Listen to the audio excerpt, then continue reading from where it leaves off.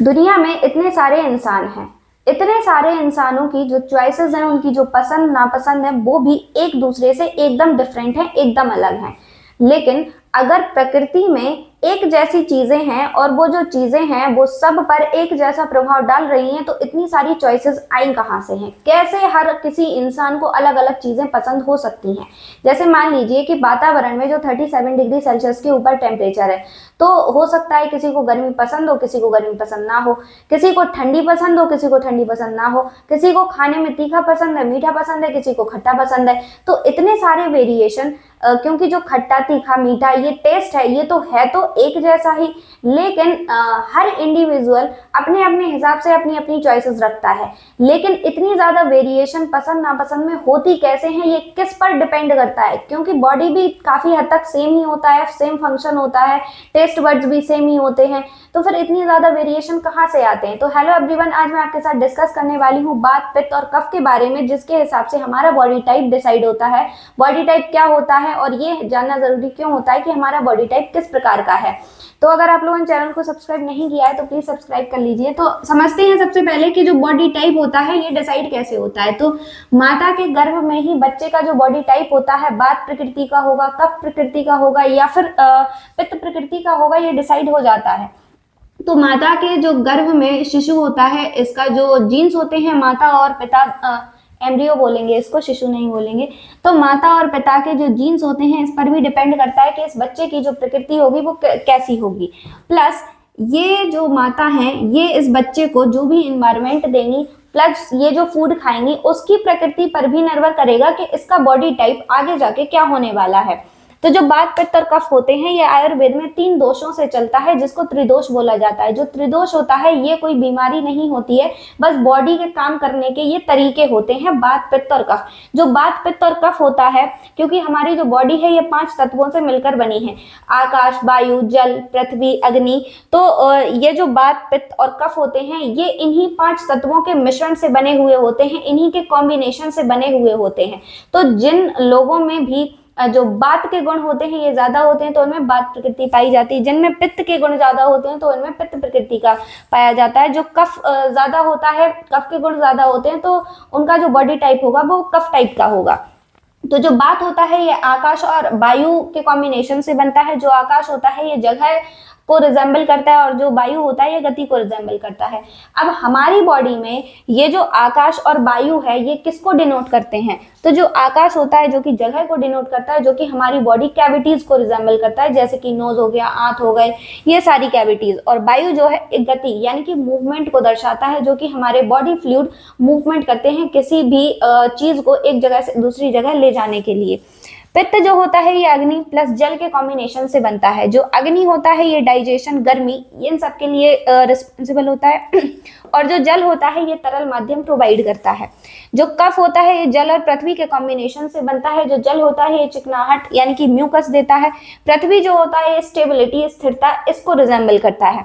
तो जो बात होता है इसके मैनिफेस्टेशन से मूवमेंट, नर्व सिग्नल्स और सांस और आंतों की गति होती है, जो कि मूवमेंट को रिजेंबल करेगा। पित्त के मैनिफेस्टेशन से ट्रांसफॉर्मेशन होता है। कफ के मैनिफेस्टेशन से स्टेबिलिटी आती है। तो जो बात होता है ये मूवमेंट और मोशन को रिजेंबल करता है। जो बात होता है ये क्या नियंत्रित करता है? सांस, नसों के सिग्नल, चलना, बोलना, गैस और आंतों की जो गति होती है उसको नियंत्रित करता है। इसके जो गुण होते हैं वो हल्का, सूखा, ठंडा और तेज होता है। यहाँ पे जितने भी गुण बताए जा रहे हैं वात, पित्त और कफ के, ये जो गुण हैं ये इन जो 5 तत्व हैं इनके प्रॉपर्टीज हैं, इनके गुण हैं ये। तो जब बात ज्यादा होगा तो शरीर जो है दुबला पतला होगा, ठंडी ज्यादा लगती है, गैस की समस्या रहती है, कब्ज ज्यादा होता है, बेचैनी रहती है, नींद कम आती है। तो ये सारी समस्याएं होती हैं जिनको भी बात ज्यादा होता है। पित्त जो होता है ये मेटाबॉलिज्म और डाइजेशन को रिजेंबल करता है। ये क्या नियंत्रित करता है? पाचन, शरीर की गर्मी, भूख, हार्मोन और एंजाइम्स को रेगुलेट करता है।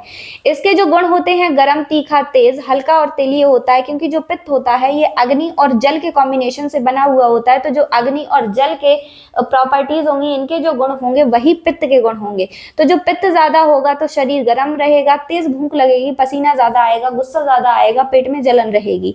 जो कफ होता है ये स्ट्रक्चर और स्टेबिलिटी को रिजेंबल करता है। जो कफ होता है ये जल और पृथ्वी से मिलकर बना हुआ होता है, तो जल और पृथ्वी के जो गुण होंगे वो कफ में पाए जाएंगे। तो इसके जो गुण होते हैं भारी, ठंडा, चिकना और धीमा होता है। अगर कफ ज्यादा हुआ तो शरीर भारी होगा, वजन जल्दी बढ़ता है, नींद ज्यादा आती है, सुस्ती रहती है और बलगम आता है। हमारा बॉडी टाइप हम कैसे पहचानेंगे कि हमारे बॉडी टाइप क्या होता है? तो अगर शरीर दुबला पतला है, हाथ पैर ठंडे रहते हैं, गैस की समस्या रहती है, कब्ज रहती है, जल्दी थकावट हो जाती है, तो वात प्रकृति होती है। मध्यम शरीर रहता है और ज्यादा भूख लगती है, पसीना ज्यादा आता है, गुस्सा जल्दी आता है, वो पित्त प्रकृति के हो सकते हैं। भारी शरीर रहता है, वजन जल्दी बढ़ता है, नींद ज्यादा आती है, सुस्ती रहती है, तो वो कफ प्रकृति के हो सकते हैं। अब हमें बॉडी टाइप जानना जरूरी क्यों होता है? जैसे मान लीजिए किसी की वात प्रकृति है, पित्त प्रकृति है और कफ प्रकृति है, तो उनमें ये सारी समस्याएं देखने को मिल रही हैं। अब मान लीजिए कि गैस, कब्ज, जल्दी थकावट और हाथ पैर ठंडे रहते हैं जो वात प्रकृति के लोग होते हैं। अब सोचिए कि जिसकी वात प्रकृति होती है और उनके जो हाथ पैर रहते हैं ठंडे रहते हैं, कब्ज की समस्या रहती है, वो ऐसा खाना खाएं जिससे कब्ज की समस्या और गैस की समस्या बढ़ रही हो। लेकिन अगर उसको अपना बॉडी टाइप पता होगा कि मेरा बॉडी टाइप वात प्रकृति का है, तो कब्ज ना हो और गैस ना हो, वो ऐसा खाना खाएगा। तो हमें अपना बॉडी टाइप जानना जरूरी क्यों होता है? ताकि हम सही खाना चुन सके, बीमारी से दूर रह सकें, उससे बच सकें, वजन कंट्रोल रह सके, दिनचर्या हमारी सही रखने के लिए जो है हमारा बॉडी टाइप हमें जानना जरूरी रहता है। अब जो 5 तत्व होते हैं, आकाश, वायु, अग्नि, जल और पृथ्वी, ये हमारी बॉडी में क्या क्या रिजेंबल करते हैं, किससे रिजेंबल करते हैं, और जो मॉडर्न इक्विवेलेंट होता है वो क्या होता है। जैसे जो आकाश होता है ये स्पेस, इसका अर्थ क्या होता है? स्पेस।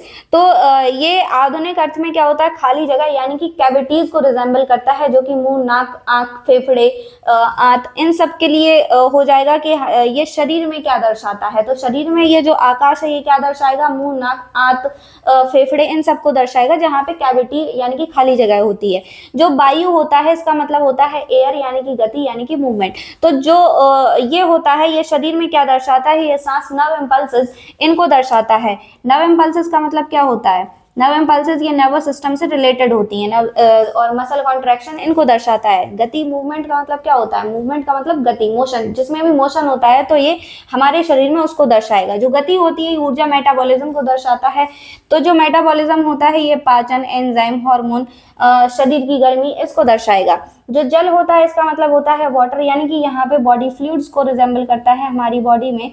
तो जो बॉडी फ्लूइड्स होते हैं जैसे कि ब्लड हो गया, लिम्फ हो गया, म्यूकस हो गया, इन सबको। जो पृथ्वी होती है ठोस स्ट्रक्चर को रिजेंबल करता है, ठोस स्ट्रक्चर जैसे कि दांत, हड्डियां, ये सारी चीजें।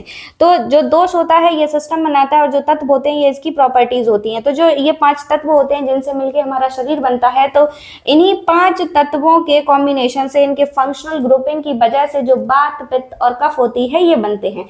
तो वात, पित्त और कफ ये हमारी बॉडी की प्रकृति होती है, काम करने के तरीके होते हैं। तो जिनमें भी वात, पित्त और कफ अपनी प्रकृति के बारे में पता होगा तो उनको अपने खाने के कंट्रोल के बारे में भी पता होगा कि हमें ठंडी चीजें खानी है, गर्म चीजें खानी है। जिसके खाने से गैस की समस्या हो सकती है उस खाने से दूर रहेंगे, या फिर जैसी भी समस्याएं होंगी तो उन खाने को अवॉइड करेंगे, जिसकी वजह से जो बीमारी हो रही है उससे क्योर हो सकता है। तो वात, पित्त और कफ के बारे में ये कुछ फैक्ट्स थे। अगर आप लोगों को पसंद आए हो तो please like, share and subscribe.